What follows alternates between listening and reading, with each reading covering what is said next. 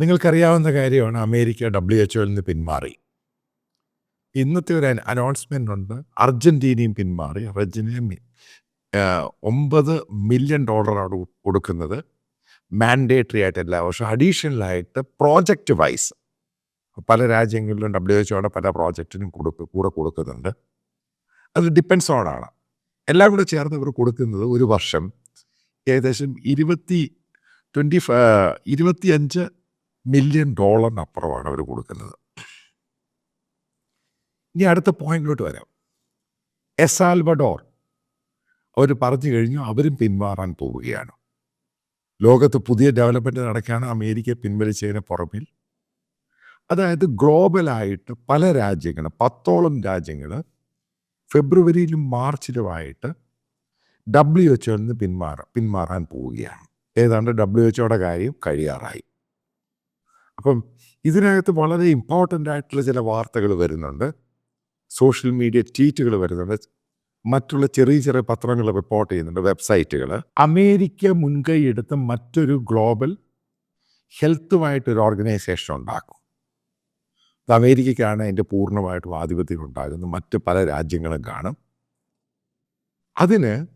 അതിൻ്റെ ഹെഡ് ക്വാർട്ടേഴ്സായിട്ട് ഇപ്പോൾ തിരഞ്ഞെടുക്കാൻ ഉദ്ദേശിക്കുന്നത് തേർഡ് വേൾഡ് കൺട്രി ആയിരിക്കും.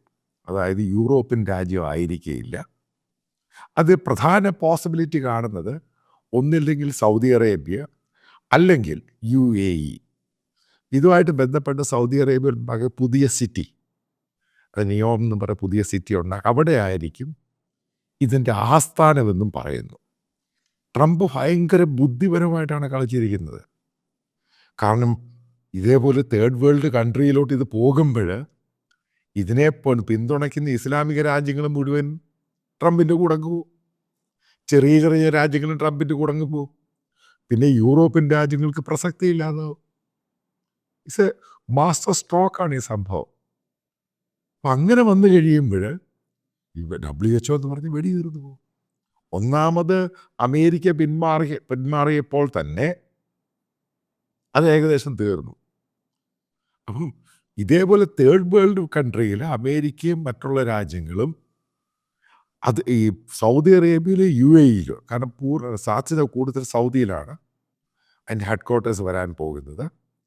അങ്ങനെ വന്നു കഴിയുമ്പോൾ ഞാൻ ഈ പറഞ്ഞ സംഭവം ഉണ്ടാകാൻ പോകുന്നത് ഈ ചെറിയതും വലുതുമായിട്ടുള്ള ഇസ്ലാമിക രാജ്യങ്ങൾ മുഴുവനും ഈ പറയുന്ന അമേരിക്കയെ സൗദിയൊക്കെ സപ്പോർട്ട് ചെയ്യും. പിന്നെ WHO എന്ന് പറയുന്ന സാധനമേ ഇല്ലാതായി, വെടിയങ്ങ് തീർന്നു പോകും.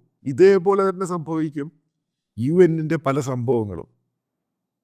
കാരണം എന്താണ് ഈ US എയ്ഡ് അതുമായിട്ട് ബന്ധപ്പെട്ട് സംഭവം നടക്കും, വലിയ ചർച്ച നടക്കുകയാണ്. ഇത് തേർഡ് വേൾഡ് കൺട്രിയിലാണ് ഇത് പോകുന്നത്, ഈ പണം.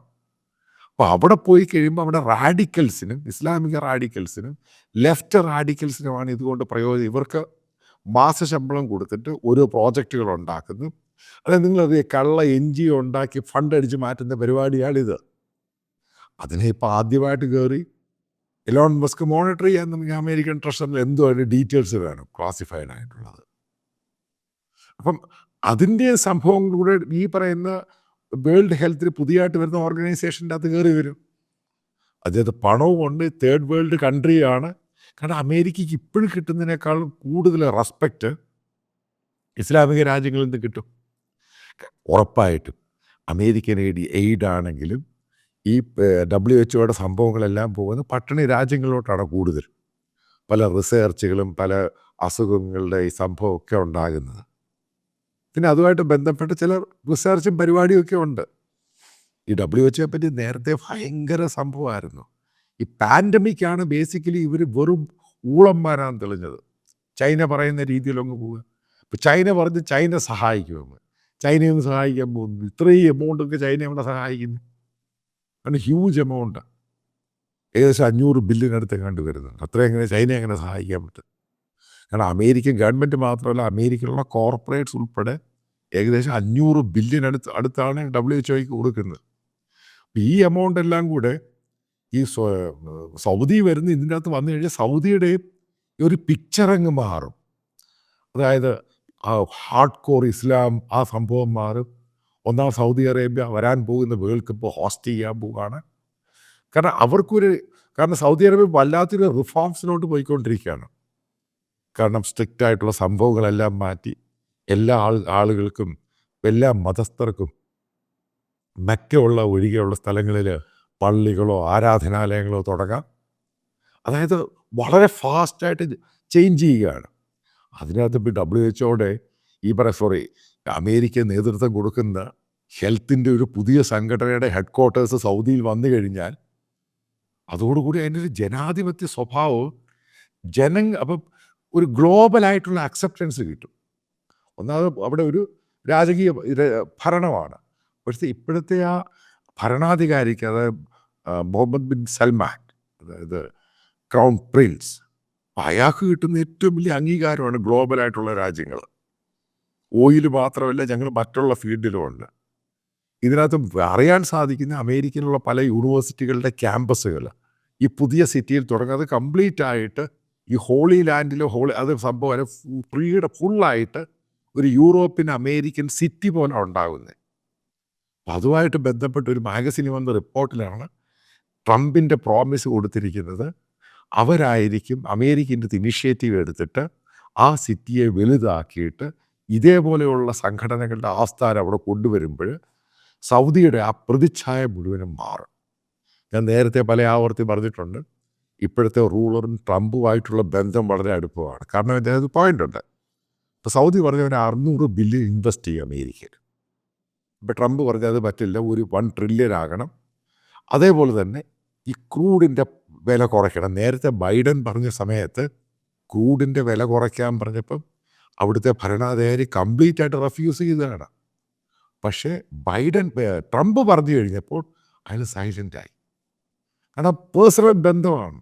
കാരണം അയാൾക്കറിയാം അന്ന് ഖത്തറിൻ്റെയും അവിടുത്തെ അൽ ജസീറയുടെ ഒക്കെ ഇഷ്യൂ ഉണ്ടായ സമയത്ത് അയാളെ ഏറ്റവും കൂടുതൽ സപ്പോർട്ട് ചെയ്ത ട്രംപാണ്. ഖത്തറിന് വാണിംഗ് കൊടുക്കാനും തയ്യാറായി. ഇപ്പോൾ ഇവർ തമ്മിലുള്ള കാരണം അറേബ്യൻ രാജ്യത്തെ ഏറ്റവും സ്വാധീനമുള്ള രാജ്യം ഒന്നാമത് സൗദിയാണ്, മറ്റൊന്ന് UAE ആണ്. ഇവരുമായിട്ട് പേഴ്സണൽ ബന്ധമാണ് ഈ 2 രാജ്യത്തിലെ ഭരണകൂടങ്ങളുമായിട്ട് ട്രംപിനുള്ളത്. അതിനെ വെച്ച് മുതലാക്കിയിട്ട് അവിടെ ഏറ്റവും ഫ്ലെക്സിബിളായിട്ടുള്ള രാജ്യമാക്കി എടുക്കുകയാണ്. പിന്നെ ട്രംപിൻ്റെ മുമ്പിലുള്ള സംഭവം അബ്രഹാം അക്കോർഡ്, അത് കംപ്ലീറ്റ് ആയിട്ട് എക്സിക്യൂട്ട് ചെയ്യണം. അതായത് സൗദി മാറി നിൽക്കുക, സൗദിയെ കൊണ്ട് ഇത് ചെയ്യിക്കണം. ഇത് പല സ്ട്രാറ്റജി ജിയോ പൊളിറ്റിക്സിൻ്റെ വലിയ ഭാഗങ്ങളുണ്ട്. അപ്പം ഇതിൻ്റെ ഭാഗമായിട്ടാണ് ഈ പറയുന്ന പുതിയൊരു സംഘടന ഉണ്ടാക്കുന്ന അതിൻ്റെ ഹെഡ് ക്വാർട്ടേഴ്സ് സൗദിയിൽ വരുന്നു. അപ്പോൾ അതുമായിട്ട് ബന്ധപ്പെട്ട് സൗദിയും ഇസ്രായേലുമായിട്ട് ലോഹ്യമാകണം. ഇത് പല രീതിയായി ഇതിൻ്റെ ഓരോന്ന് പോകുന്നത്. അപ്പം ഇതിൻ്റെ ടോക്സ് വളരെ സീരിയസ് ആയിട്ട് നടക്കുകയാണ്. അപ്പം മനസ്സിലാക്കേണ്ട സംഭവമുണ്ട്, ഈ സൗദി, ഈ UAE, അതേപോലെ 10-15 രാജ്യങ്ങളും അതേപോലെ സൗദിയിലോട്ടാണ് പുതിയ ഓർഗനൈസേഷൻ്റെ ഹെഡ് ക്വാർട്ടേഴ്സ് വരുന്ന. ഇസ്ലാമിക രാജ്യങ്ങൾ മുഴുവനും WHO എന്ന് പറയുന്ന സാധനത്തിൻ്റെ വെടിയങ്ങ് തീർന്നു പോകും എന്നേക്കുമായിട്ട്. അതിന് പുതിയൊരു ഫേസ് ഉണ്ടാകും. അപ്പം അതിനകത്ത് ഈ പറയുന്ന ലെഫ്റ്റ് എക്സ്ട്രീമിസ്റ്റ് റാഡിക്കൽസ് കൊടുക്കുന്ന സാലറി ആയിട്ട് കൊടുക്കുന്ന സംഭവം എല്ലാം മാറും. ഇതൊരു നല്ല മൂവാണ് ബേസിക്കലി. കാരണം ഇങ്ങനൊരു സംഘടന അതിൻ്റെ ആസ്ഥാനം തേർഡ് വേൾഡ് കൺട്രിയിലോട്ട് വരുന്നു, പ്രത്യേകിച്ച് ഒരു ഇസ്ലാമിക രാജ്യത്തോട്ട് വരുന്നു. അപ്പോൾ അവിടെ ടെക്നോളജിയുമായിട്ട് ബന്ധപ്പെട്ട പല ഹെൽത്തുമായിട്ടുള്ള റിസർച്ചുകൾ, ഡോക്ടേഴ്സ്, കാരണം ആ രാജ്യത്തിൻ്റെ ഫേസ് മാറും. അവിടെ പുതിയ യൂണിവേഴ്സിറ്റികൾ വരുന്നു, പുതിയ റിസർച്ച് ഫെസിലിറ്റികൾ വരുന്നു. സോ ഗ്ലോബലായിട്ടൊരു ചേഞ്ചിൻ്റെ ഭാഗമായിട്ട് സൗദിയെ സപ്പോർട്ട് ചെയ്യാനാണ് അമേരിക്ക, പ്രത്യേകിച്ച് ട്രംപ് തീരുമാനിച്ചിരിക്കുന്നത്. അതൊരു നല്ല തുടക്കമാകട്ടെ. അതിനെല്ലാ ആശംസകളും നേരുന്നു.